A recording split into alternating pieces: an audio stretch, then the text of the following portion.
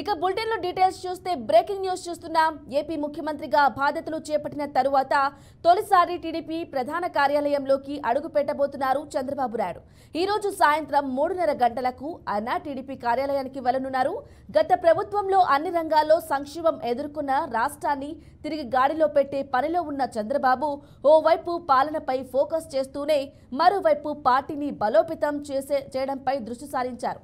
అలాగే అచ్చెన్నాయుడికి మంత్రి పదవి ఇవ్వడంతో పార్టీ రాష్ట్ర అధ్యక్షుడిగా పల్లా శ్రీనివాస్ కు చంద్రబాబు బాధ్యతలు అప్పగించారు.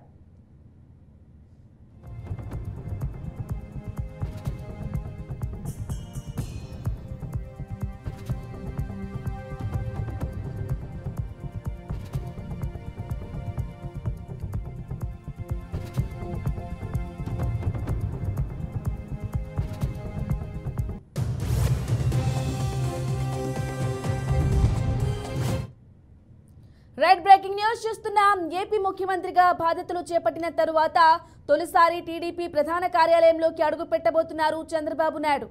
ఈ రోజు సాయంత్రం 3:30 గంటలకు ఆయన టీడీపీ కార్యాలయానికి వెళ్లనున్నారు. గత ప్రభుత్వంలో అన్ని రంగాల్లో సంక్షోభం ఎదుర్కొన్న రాష్ట్రాన్ని తిరిగి గాడిలో పెట్టే పనిలో ఉన్న చంద్రబాబు ఓవైపు పాలనపై ఫోకస్ చేస్తూనే మరోవైపు పార్టీని మరింత బలోపేతం చేయడంపై దృష్టి సారించారు. అలాగే అచ్చెన్నాయుడికి మంత్రి పదవి ఇవ్వడంతో పార్టీ రాష్ట్ర అధ్యక్షుడిగా పల్లా శ్రీనివాస్ కు చంద్రబాబు బాధ్యతలు అప్పగించారు.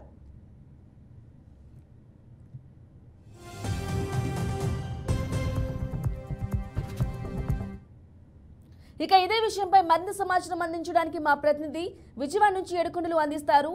ఏడుకొండలు, చెప్పండి, ఇవాళ మధ్యాహ్నం 3 గంటలకు పార్టీ కార్యాలయానికి వెళ్లబోతున్నారు. టీడీపీ పార్టీ కార్యాలయానికి తొలిసారి ముఖ్యమంత్రి హోదాలో డీటెయిల్స్ ఇవ్వండి.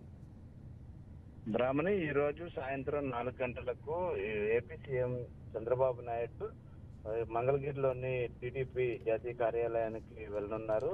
అక్కడే 4 గంటల నుంచి రాత్రి వరకు కూడా పార్టీ నాయకులు కార్యకర్తలతో ఆయన కలుస్తారు. అందరూ ఆయన వచ్చి శుభాకాంక్షలు చెప్పేందుకు కూడా భారీ సంఖ్యలో తరలి వస్తున్నారు. ముఖ్యంగా గత 3 రోజులుగా కూడా బిజీగా గడిపినటువంటి ఆయన ఈ రోజు సాయంత్రం 4 గంటల వరకు ఉండవల్లి నివాసంలో ముఖ్య నేతలతోనూ అలాగే అధికారులతోనూ కొన్ని సమీక్షలు ఉన్నాయి. అనంతరం ఆయన అక్కడ బయలుదేరి సాయంత్రం 4 గంటలకు పార్టీ కార్యాలయానికి వెళ్తారు.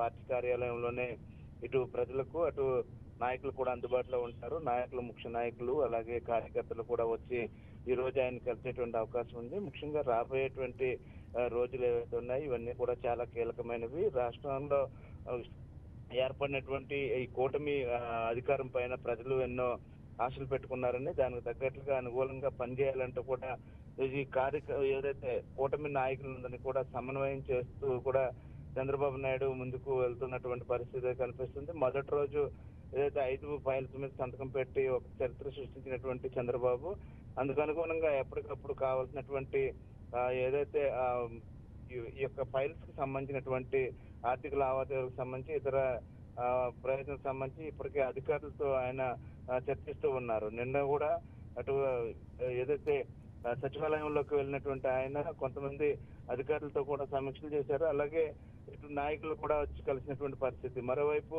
రాష్ట్ర అధ్యక్షుడు కింజరాపు నాయుడిని మారుస్తూ ఇప్పుడు శ్రీనివాస్ కు ఈ యొక్క రాష్ట్ర అధ్యక్ష పదవి అప్పగించడంతో ఈ రోజు ఆయన కూడా వచ్చి ఇటు చంద్రబాబు నాయుడును కలిసేటువంటి అవకాశం ఉంది. చంద్రబాబు నాయుడు కలిసి ఆయనకు కృతజ్ఞతలు చెప్పేటువంటి అవకాశం అయితే ఉంది. ఈ విధంగా ఈ రాష్ట్ర వ్యాప్తంగా కూడా ఈ రోజు నాయకులు కార్యకర్తలు వచ్చి చంద్రబాబు నాయుడుకు శుభాకాంక్షలు చెప్తూ ఆయనతో కాసేపు మాటామంతి నిర్వహించనున్నారన్నట్లుగా తెలుస్తూ ఉంది.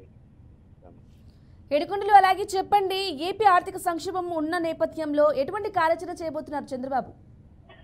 అంటే ప్రస్తుతం ఏదైతే ఏపీ చాలా ఆర్థిక లోటులో ఉంది, ఆర్థిక ఇబ్బందుల్లో కొట్టుమిట్లాడుతున్న తరుణంలో ఇప్పటికే కాగ్ నివేదికల ప్రకారం ఆ అంచనాలకు మించి అప్పులు చేసింది ఆంధ్రప్రదేశ్ అని చెప్పేసి గతంలో కూడా హెచ్చరించడం జరిగింది. అయితే దానికి సంబంధించి ఇప్పుడు ఏదైతే వీరు పెట్టేటువంటి సంక్షేమ పథకాలకు సంబంధించి డబ్బులు కానీ ఇతరత్ర కార్యక్రమాలకు సంబంధించినటువంటి ఏదైతే రాష్ట్ర వ్యాప్తంగా కూడా రోడ్లు అస్తవ్యస్తంగా ఉన్నాయి.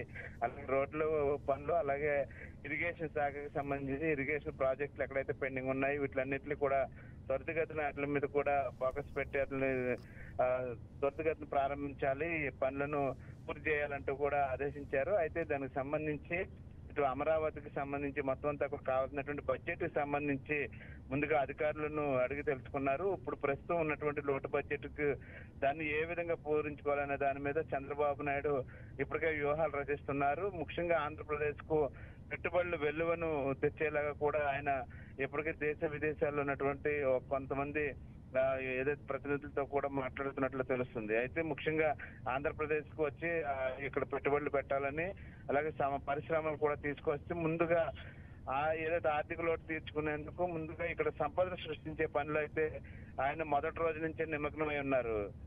రామ్ని. Right Yedukondalu, thank you for the updates.